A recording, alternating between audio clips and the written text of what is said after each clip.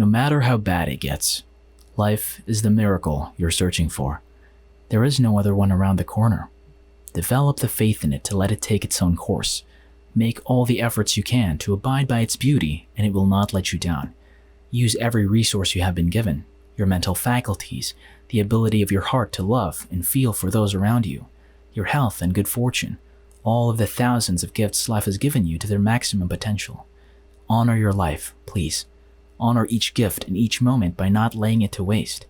There is no real measure of success in this world except the ability to make good of life's endowments to you. Sometimes, life's gifts arrive wrapped in all the wrong damned wrapping, at which point we have to learn to do two things with them.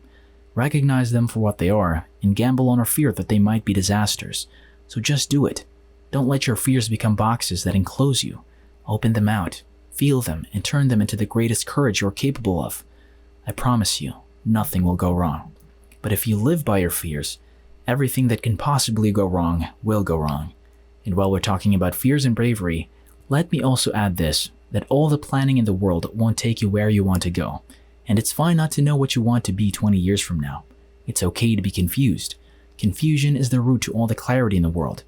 Don't worry about it too much, and don't ever take yourself seriously enough to be so clear about your own ideas that you stop respecting other people's.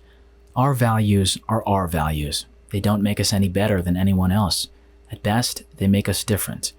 Always try to see the other person's truth, because like every movie has a story, every human being has one too, and you have no right to imagine that yours is better than anyone else's.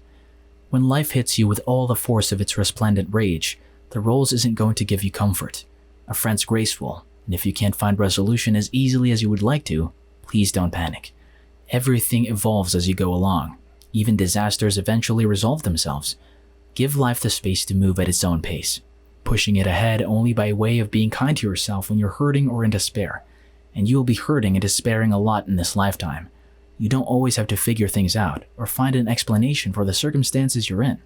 It's more prudent to accept that sometimes there just isn't one. All the names you give yourself, or those that others call you, are just labels. You are not defined by them, no matter how flattering or uncomplimentary they are. What defines you genuinely is your heart. If you aren't charged up about doing something, then don't do it. It's a waste of your time and, more importantly, of those who pin their hopes on your endeavors too. Redefine yourself if you have to, but do it on your own terms, and just get on with it. Whatever it is that is pulling you back, it's not going away unless you stand up and start forging your own path with all your might in the opposite direction. Stop whining and start moving, so to speak. Sadness and happiness have the same quality of transience. Life is a balanced exchange of one with the other. Don't attach yourself to it either. They're both going to change with the same certitude. Take them with the ephemeral spirit of their impermanence and manage them with a healthy dose of good humor. Laugh at yourself when you are despairing. Shed a tear or two. Love people. Love the world around you. Love animals and birds and big cities and mountains. Love dreams. Love life. Love your work and your friends and your enemies. Most importantly, my friends, love yourselves. Embrace all that life has in store for you.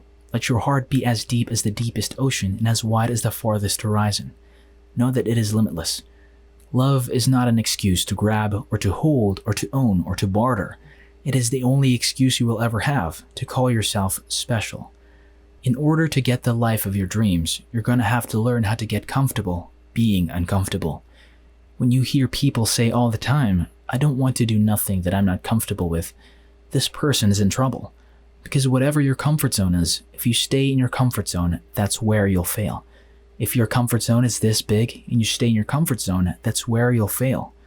In order to succeed in life, you have to step outside of your comfort zone. But I want to tell you something about yourself.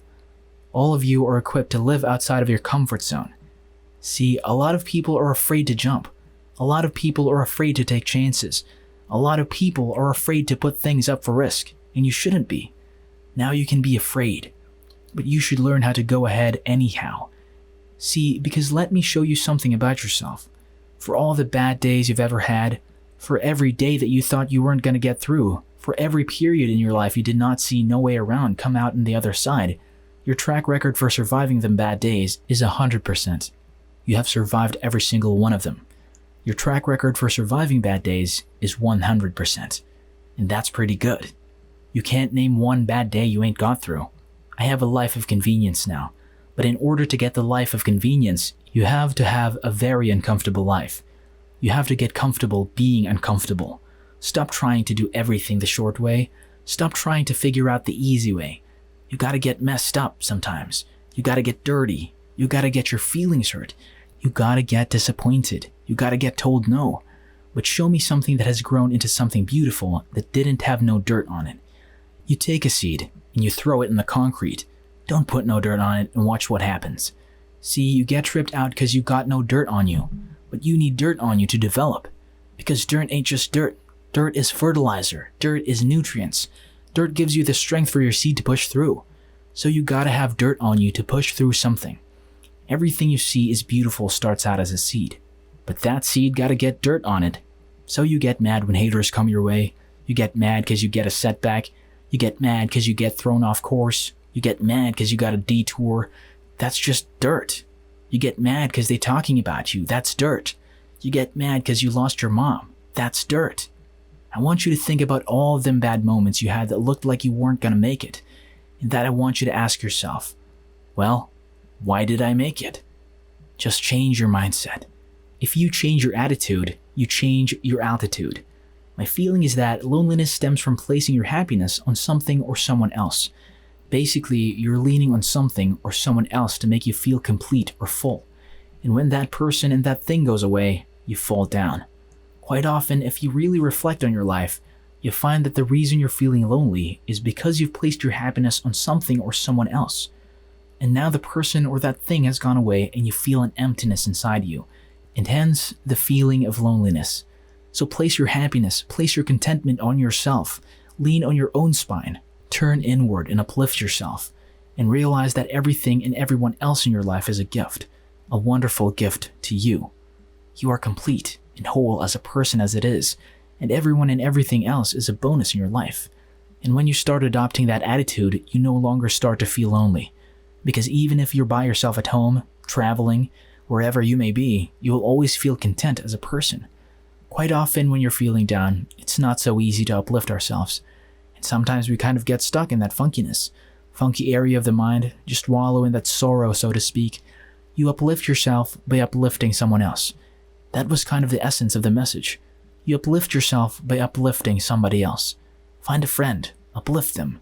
You can uplift them by doing something nice for them, something that you know they need help with or they need in their life, but they may not have asked you, but you know by you offering your help and just doing it for them would make a big difference in their life. Reach out and do that for them. And as you provide them with a selfless service and act of love, you uplift their spirits. And as you uplift their spirits, they uplift you. So this is something that works really, really well.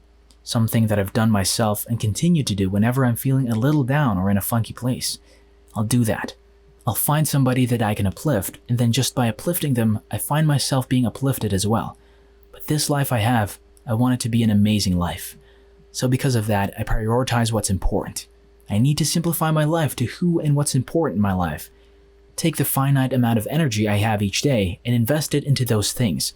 Now I create a life that I enjoy living. The byproduct of that is happiness.